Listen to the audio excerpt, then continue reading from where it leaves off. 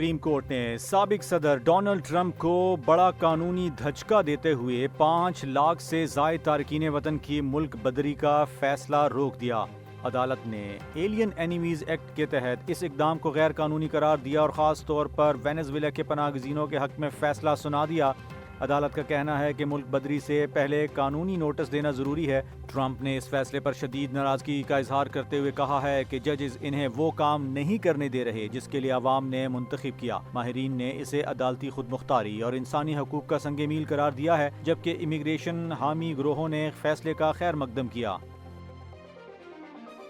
Chief of army staff general Asim Munir نے پاک بھارت کشیدگی کے دوران پاکستانی میڈیا کے کردار کو سراہتے ہوئے کہا ہے کہ میڈیا ہمارا فخر ہے۔ اسلام آباد میں یوم تشکر کی تقریب کے موقع پر صحافیوں سے غیر رسمی گفتگو میں جنرل عاصم منیر نے کہا کہ پاکستانی میڈیا نے بھارتی میڈیا کو بہترین جواب دیا اور سچائی چھپائے بغیر قوم کو آگاہ کیا۔ انہوں نے کہا کہ پوری قوم نے متحد ہو کر دشمن کا مقابلہ کیا۔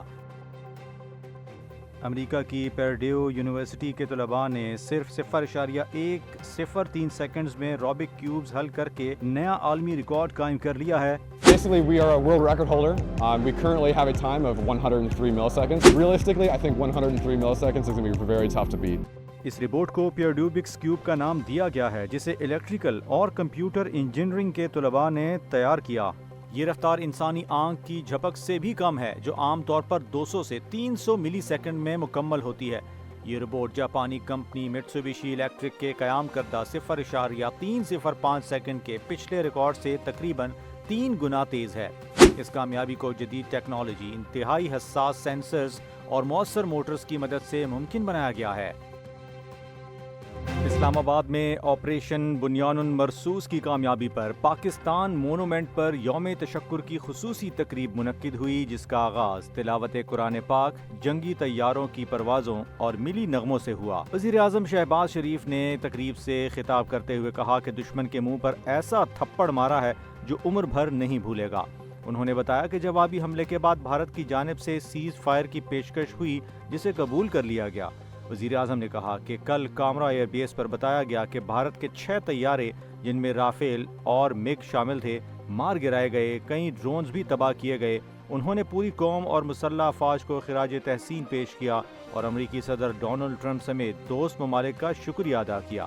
تقریب میں اعلیٰ عسکری اور سیاسی قیادت اور غیر ملکی سفارتکاروں نے شرکت کی۔ وزیر اعظم شہباز شریف سے برطانوی وزیر خارجہ ڈیوڈ لیمی نے اسلام آباد میں ملاقات کی، جو پاکستان کے دورے پر ہیں۔ ملاقات میں وزیر اعظم نے جنگ بندی کو برقرار رکھنے کے لیے پاکستان کے پختہ عزم کا اعادہ کیا اور کہا کہ بھارت کے بے بنیاد الزامات اور جارحیت پر پاکستان نے تحمل کا مظاہرہ کیا۔ ان کا کہنا تھا کہ پاکستان کا جوابی رد عمل متناسب اور اہداف پر مبنی تھا۔ ملاقات میں نائب وزیر اعظم Ishaq Dar, army chief general Asim Munir سمیت اعلیٰ حکام بھی موجود تھے۔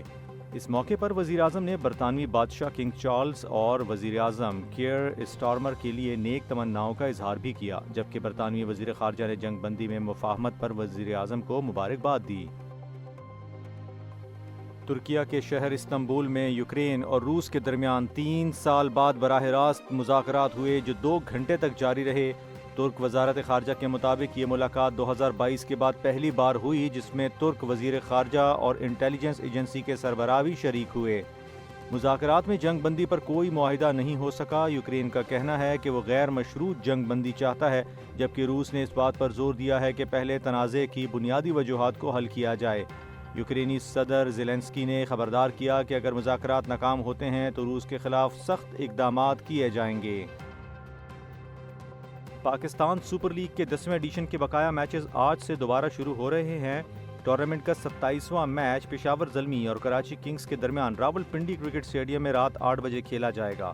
ٹیموں نے غیر ملکی کھلاڑیوں کی فہرستیں فائنل کر لی ہیں، جن میں Rilee Rossouw, Finn Allen, Dinesh Chandimal, Oshada Fernando, Gulbadin Naib, Alex Hales, Rassie van der Dussen, Jimmy Neesham, David Warner, Mohammad Nabi, James Vince, Sikandar Raza, Shakib Al Hasan, Rajapaksa Luke Wood, Kohler Cadmore, Najibullah Zadran, Max Bryant اور جوش براؤن جیسے کھلاڑی شامل ہیں۔